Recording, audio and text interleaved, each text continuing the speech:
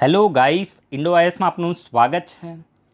આજનો પહેલો આર્ટિકલ અલ સાલ્વાડોર વિશે છે।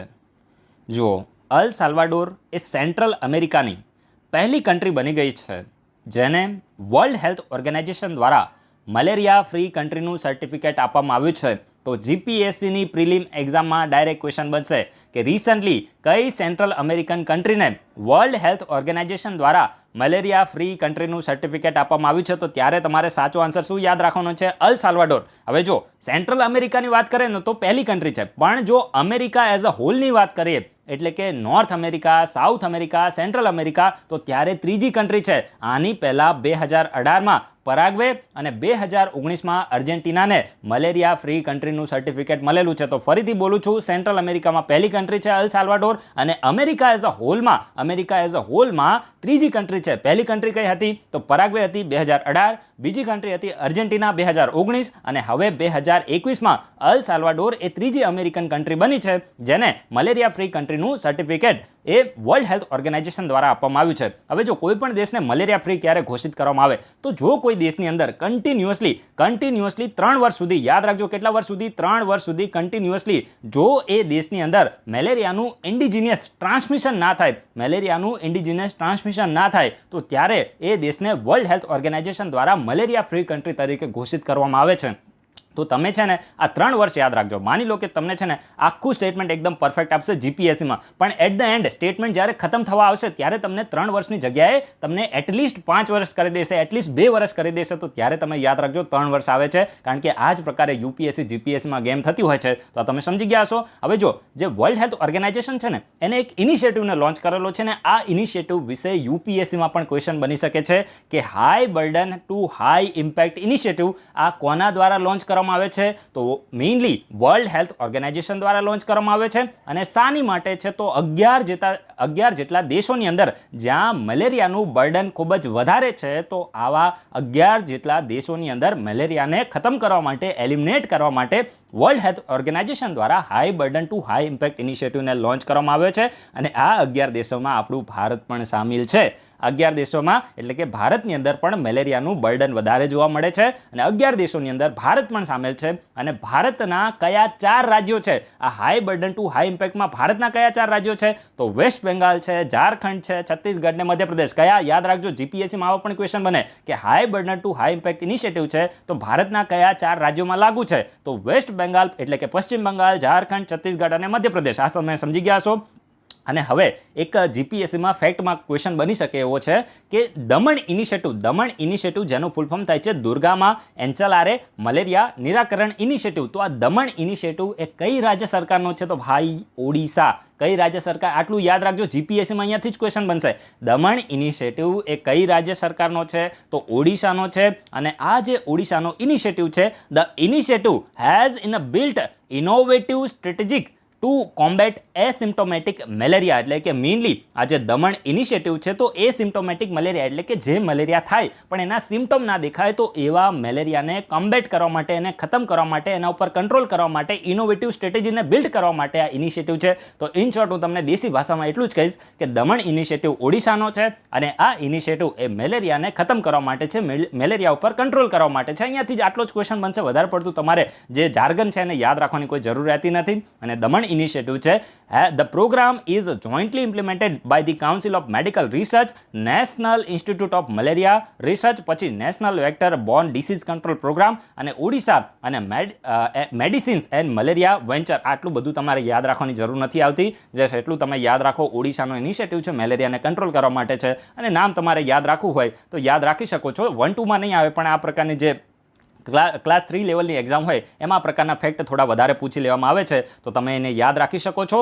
તો આ તમે સમજી ગયા છો ને? ચલો હું તમને છે ને એક બે આજે નવા ક્વેશ્ચન પણ પૂછી લઉં જેથી કરીને તમારું રિવિઝન થાય। જે નવા મેમ્બર છે ને ખાસ કહેવાનું કે આ બધું આપણે ઓલરેડી ઇન્ડોએસમાં પહેલાં ડિસ્કસ કરેલું છે, રાઈટ? એના ઉપરથી તમારું રિવિઝન થાય એટલા માટે હું ક્વેશ્ચન પૂછું છું। તો નવા તમે મેમ્બર હોય તો કોઈ ટેન્શન લેવાની જરૂર નથી, તમે પણ શીખી જશો। જો જે ફ્રૂટ્સ પોર્ટલ છે, તો આ એક પ્રકારે જે ખેડૂતોના જે લેન્ડ હોય તો એનો રેકોર્ડ છે તો એને ઓનલાઈન રેકોર્ડ રાખવા માટે એક ઈ ગવર્નન્સ પ્રોજેક્ટ પ્રોજેક્ટ છે, પ્રોગ્રામ આપણે એને કહી શકીએ, તો આ ફ્રૂટ્સ પોર્ટલને કઈ રાજ્ય સરકાર દ્વારા લોન્ચ કરવામાં આવ્યું છે ને આના વિશે તમારે ઇન્ફોર્મેશન આપવાની છે. ઇન્ડોઆઈસમાં આપણે ડિસ્કસ કરેલું છે. તમારી પાસે ઓપ્શન છે કર્ણાટક, કેરલા, આંધ્રપ્રદેશ કે તેલંગાણા. તો આ 4 રાજ્ય સરકારમાંથી કઈ રાજ્ય સરકાર દ્વારા ફ્રૂટ્સ પોર્ટલને લોન્ચ કરવામાં આવ્યું એના વિશે તમે રિવિઝન કરો. અને નવા મેમ્બર હોય તો તમે ગૂગલમાં જઈને સર્ચ કરીને પણ આન્સર આપી શકો છો. એવું આપણે કંઈ પણ કહેવાય ને કે તમારે ટેન્શન લેવાની જરૂર આવતી નથી. શીખવું ઇમ્પોર્ટન્ટ છે. આપણે નવું કંઈક શીખીએ ને એ ઇમ્પોર્ટન્ટ છે, રાઈટ. અત્યારે કારણ કે તમારી ફાઇનલ એક્ઝામ નથી, એ તો યસ્ટરડે હતી ને, તો એ રીતે તમારે કરવાનું છે. ને પછી એક તરફ તમને ટાઈગર રિઝર્વ આપેલે છે અને સામે તમને રાજ્યો આપેલા છે કે ભાઈ આ ટાઈગર રિઝર્વ આ રાજ્યમાં છે કે નહીં. જે રીતે તમે જુઓ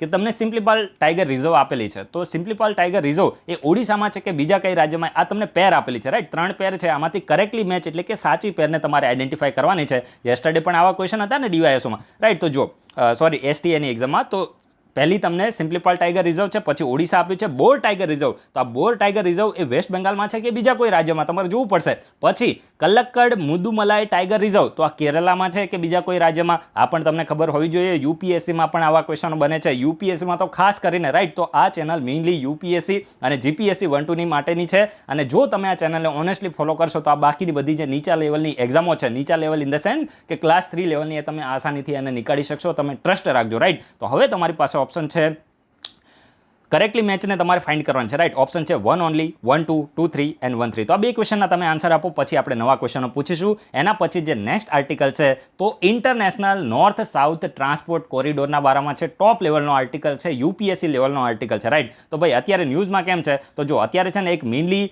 એક મેરીટાઈમ ઇન્ડિયા સમિટ છે ને હેલ્ડ થઈ રહી હતી વર્ચ્યુઅલી. આના વિશે મેં તમને ઓલરેડી ઇન્ફોર્મેશન આપેલી છે. તો આ જે મેરીટાઈમ ઇન્ડિયા સમિટ હેલ્ડ થઈ હતી વર્ચ્યુઅલી, તો એમાં ભારતે છે ને મેઇનલી જે international north south transport corridor છે તો એના બારામાં કેટલીક ડિમાન્ડ રાખી છે. ડિમાન્ડ શું રાખી છે કે ભાઈ પહેલાં તો ઇન્ડિયાએ એવું કીધું કે ભાઈ આ જે 13 દેશોનો international north south transport corridor છે તો આને શું કરો, આને થોડું તમે એક્સપાન્ડ કરો અને મેઇનલી જે ચાબાર પોર્ટ છે, ઈરાનનું ચાબાર પોર્ટ છે, તો એને આની અંદર સામેલ કરો. સાથે સાથે આની જે મેમ્બરશિપ છે તો એને અફઘાનિસ્તાન અને ઉઝબેકિસ્તાનને પણ આપી દો. આ પ્રકારની ડિમાન્ડ એ ભારત દ્વારા રાખવામાં આવી છે અને મોસ્ટ પ્રોબેબલી આ ડિમાન્ડને સ્વીકારી પણ લેવામાં આવશે, રાઈટ. તો આ તમે સમજી શકો છો, ભારતે આ ડિમાન્ડ કરી છે, હજુ આ ડિમાન્ડ કરી છે, ફાઇનલ ન થઈ. તો આપણે શું કરીએ, international north south transport corridor વિશે થોડી ઇન્ફોર્મેશન લઈએ. તો જો it is a 7,200 kilometer long multi-mode network of ship, rail, road route for moving freight. એટલે કે જો આ 7,200 કિલોમીટરનો શું છે international north south transport corridor, લગભગ 7,200 કિલોમીટર લાંબો છે. અને આમાં વેરિયસ પ્રકારની કનેક્ટિવિટી છે, જે રીતે શિપથી કનેક્ટિવિટી હોય એટલે કે સમુદ્ર માર્ગે, એના સિવાય રેલથી કનેક્ટિવિટી છે, પછી જે રોડ છે એનાથી કનેક્ટિવિટી છે. ને એક રીતે તમે જોવા જાઓ કે જે યુરેશિયન રીજન છે તો એને ઇન્ડિયા સાથે કનેક્ટ કરવા માટે આ International north south transport corridor કાર્ય કરે છે. યુરેશિયન એટલે તમે સમજો ને, યુરેશિયન એટલે એશિયા અને યુરોપ, તો આ બંને જે ભેગા થઈને આપણે એને યુરેશિયન રીજન કહીએ છીએ, રાઈટ. તો યુરેશિયન રીજનમાં ઇન્ડિયાની જે કનેક્ટિવિટી છે એટલે કે જે ખાસ કરીને યુરેશિયનમાં આપણે જોઈએ તો એશિયામાં જે મેઇનલી જે રશિયા છે એનો પોર્શન અને યુરોપની ઘણી બધી જે કન્ટ્રીઝ છે તો એની સાથે ઇન્ડિયાની કનેક્ટિવિટીને બૂસ્ટ કરી શકાય. તો એની માટે આ International north south transport corridor છે અને લગભગ આ 7,200 કિલોમીટર લાંબો છે અને આમાં શિપ, રેલ અને રોડ દ્વારા કનેક્ટિવિટી છે તો એને બૂસ્ટ કરવામાં આવશે. The region involve are India, Iran, Afghanistan, Azerbaijan, Russia, Central Asia and Europe. તો આટલા રીજન આની અંદર ઇન્ક્લુડેડ છે. અને ખાસ કરીને international north south transport corridor will not only help to cut down the cost and time taken for transfer of the goods from the India to Russia and Europe via the Iran, but also provide an alternative connectivity initiative to countries in the Eurasian region. એટલે કે જો આ ઇનિશિયેટિવથી ફાયદો તો શું થવાનો છે કે ભાઈ ઇન્ડિયા છે તો એ આસાનીથી જે યુરેશિયન રીજન છે ખાસ કરીને રશિયા અને યુરોપમાં પહોંચી શકશે. તો ઇન્ડિયાનો જે ખાસ કરીને જે ટ્રાન્સપોર્ટેશનનો કોસ્ટ આવે છે તો એ પણ ઓછી થશે અને ટાઈમ પણ બચશે અને સાથે સાથે એક ઓલ્ટરનેટિવ રૂટ પણ મળશે ઇન્ડિયાને યુરોપમાં પહોંચવા માટે. હવે તમે શું કરજો, આમાં આપણે મેપને તો બતાવી શકતા નથી પણ તમે ગૂગલમાં જઈને જસ્ટ ખાલી international map of international north south transport corridor આવું તમે સર્ચ કરજો. ખાસ કરીને તમે જોશો કે જે મેઇનલી જે યુરેશિયન રીજન છે તો એની સાથે કનેક્ટ કરવા માટે ઇન્ડિયાને એક સારા એવા ઓલ્ટરનેટિવ પ્રોવાઈડ કરે છે. તો આ પણ તમે સમજી શકો છો. And this will also synchronise with the Ashgabat agreement. હવે જો આ જે અઝગાબાદ એગ્રીમેન્ટ છે તો એ પણ એક પ્રકારે આ પ્રકારનો ટ્રેડ રૂટ જેને આપણે કહી શકીએ છીએ. અને આ જે અઝગાબાદ એગ્રીમેન્ટ છે તો એની સાથે આ સિન્ક્રોનાઇઝ પણ કરે છે. મેઇનલી જે અઝગાબાદ એગ્રીમેન્ટ છે તો એ શું છે, એક મલ્ટી મોડલ ટ્રાન્સપોર્ટ એગ્રીમેન્ટ છે જે ખાસ કરીને India, Oman, Iran, Turkmenistan, Uzbekistan અને કઝાકિસ્તાન તો આ દેશો દ્વારા સાઇન કરવામાં આવ્યો છે.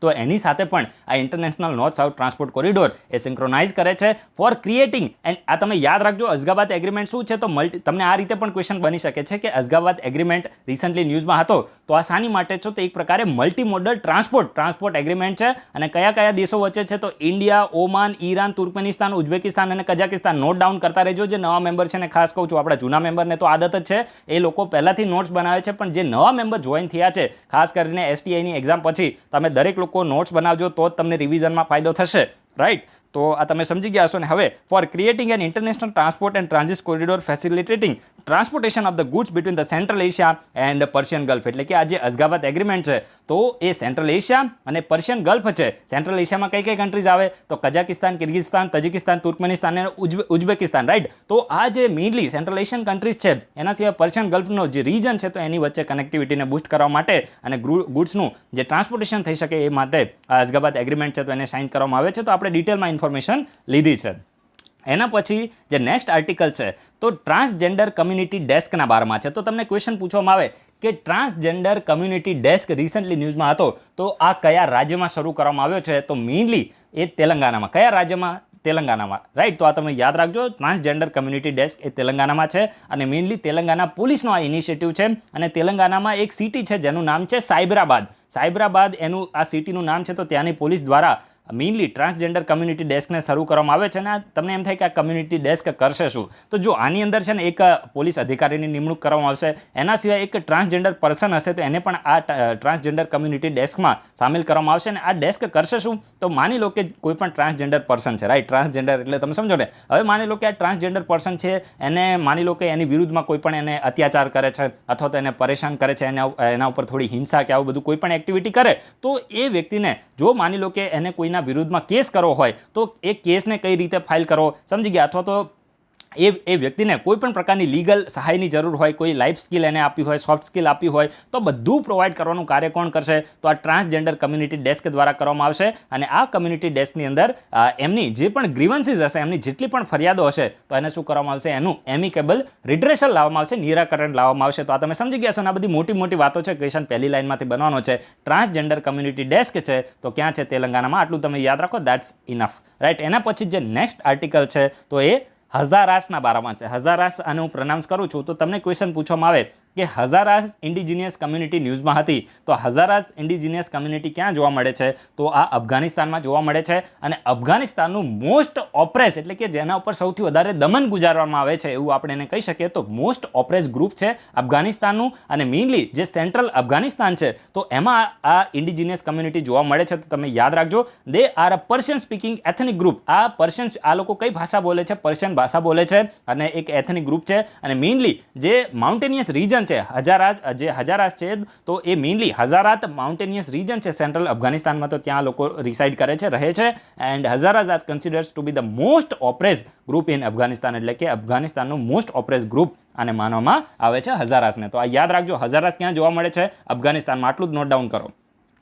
એના પછી જે નેક્સ્ટ આર્ટિકલ છે, તો QS એટલે કે ક્વોકેરલી સિમન્સ, અને હું ક્વોકેરલી સિમન્સ પ્રોનાઉન્સ કરું છું, તો QS યુનિવર્સિટી રેન્કિંગ આવે છે, તમને ખબર હોય તો, રાઈટ? તો એ QS સબ્જેક્ટ રેન્કિંગ, એવી જ રીતે જે યુનિવર્સિટી રેન્કિંગ છે ને, તો એમાં જ એવી જ રીતે જે પર્ટિક્યુલર ફિલ્ડની અંદર, પર્ટિક્યુલર સબ્જેક્ટની અંદર કઈ યુનિવર્સિટી, કઈ ઇન્સ્ટિટ્યૂટ, કયા એજ્યુકેશન, હાયર એજ્યુકેશન ઇન્સ્ટિટ્યૂટ આગળ છે, એને પણ રેન્કિંગ આપવામાં આવે છે. તો QS જે સબ્જેક્ટ રેન્કિંગ અત્યારે રિસન્ટલી રિલીઝ થયા છે, અને આ QS સબ્જેક્ટ રેન્કિંગમાં ભારતના જે વિશ્વના જે ટોપ 100 ઇન્સ્ટિટ્યુશન છે, એમાં ભારતના કેટલા ઇન્સ્ટિટ્યૂટ છે, તો ટોપ 100માં ભારતના 12 ઇન્ડિયન ઇન્સ્ટિટ્યૂટ છે. અને આમને જે 12 જેટલા જે ઇન્સ્ટિટ્યૂટ છે, તો એમાં આપણે જોઈએ તો IIT બોમ્બે છે, IIT દિલ્હી છે, IIT મદ્રાસ, આ બધા તમારી સામે જે પણ લખ્યા છે, અન્ના યુનિવર્સિટી અને JNU, આ બધા ટોપ 12માં, મતલબ ટોપ 100માં 12 આપણે હાયર એજ્યુકેશન ઇન્સ્ટિટ્યૂટ છે. હવે આપણે ફિલ્ડ વાઇઝ જોઈએ તો જે IIT મદ્રાસ છે ને, IIT મદ્રાસ, તો એને મેઇનલી IIT મદ્રાસનો રેન્ક કયો છે? 30.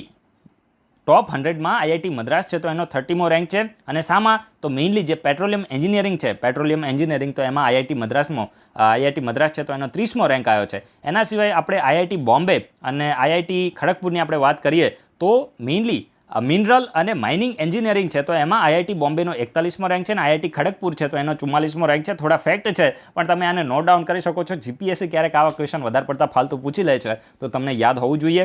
અને યુનિવર્સિટી ઓફ દિલ્હી છે તો એને ડેવલપમેન્ટ સ્ટડીઝમાં યુનિવર્સિટી ઓફ દિલ્હીને 50મો રેન્ક મળેલો છે. હવે આપણે QS યુનિવર્સિટી જે રેન્કિંગ છે તો એના વિશે આપણે થોડી ઇન્ફોર્મેશન લઈએ. તો જો વૈશ્વિક લેવલ ઉપર જે પણ હાયર એજ્યુકેશન ઇન્સ્ટિટ્યૂટ છે તો એની જે યુનિવર્સિટીઝ છે તો એને રેન્કિંગ આપવામાં આવે છે આ ક્વેકરલી સિમન્સ દ્વારા. ક્વેકરલી સિમન્સ શું છે તો એક પ્રકારે બ્રિટિશ કંપની છે અને મેઇનલી જે હાયર એજ્યુકેશન ઇન્સ્ટિટ્યુશન છે તો એને વૈશ્વિક લેવલ ઉપર એને એનાલાઇઝ કરવા માટે આ ક્વેકરલી સિમન્સ પાસે એક સ્પેશિયલાઇઝ સ્કિલ છે, રાઈટ. અને દર વર્ષે એન્યુઅલી રેન્કિંગ જે પણ યુનિવર્સિટીઝ છે તો એને આપવામાં આવે છે.